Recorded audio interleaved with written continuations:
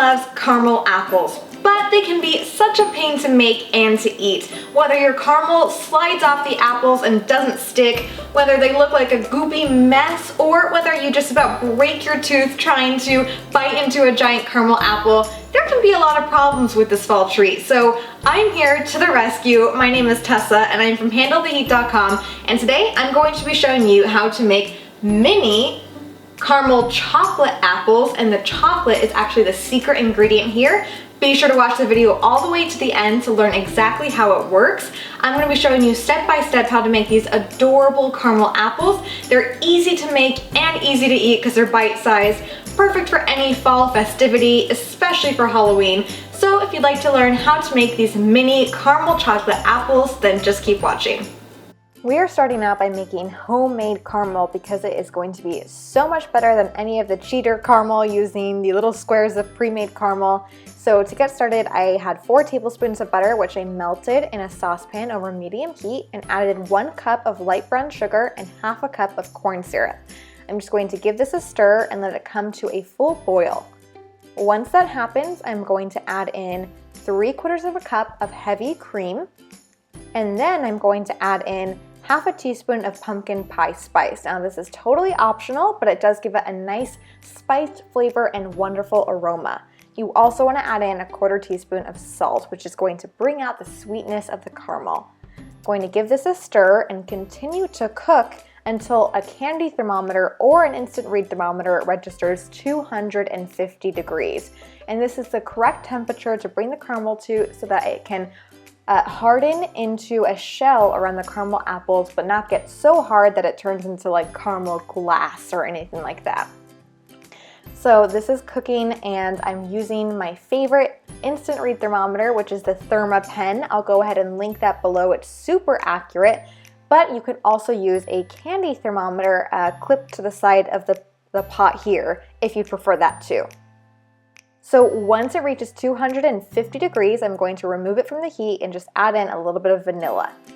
While that cools slightly, I'm going to take Granny Smith apples, and it's actually better to use organic apples because they won't have the wax coating that conventional apples tend to have.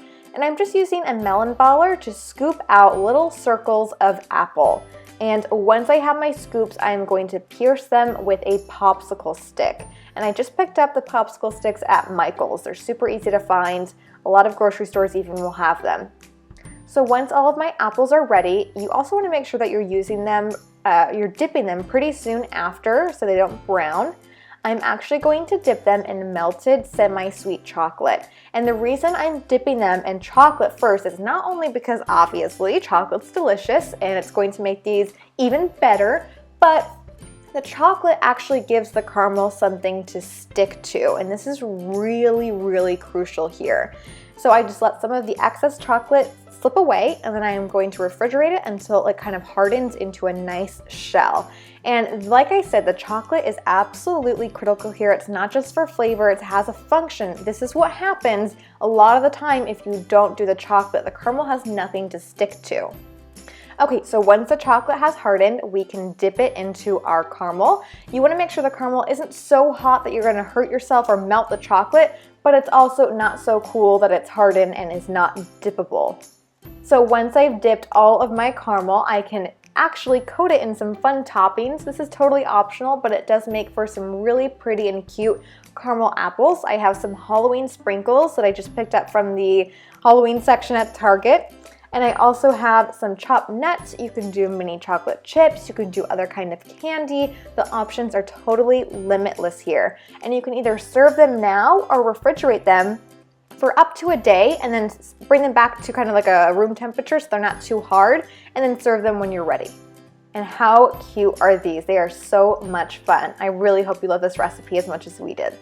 All right, so these are my finished caramel chocolate apples miniaturized. I really hope you guys liked this video. If you did like it, be sure to give it a thumbs up, and don't forget to subscribe to my channel for more deliciousness all the time. If you want the printable version of this recipe to take into the kitchen with you and more tips, be sure to check out the blog post on this recipe down below, and leave me a comment and let me know what you'd like to see next time. If you have any friends who love fall as much as you do, I'd love it if you'd share this video with them, and I'll catch you around soon. Thanks so much for watching.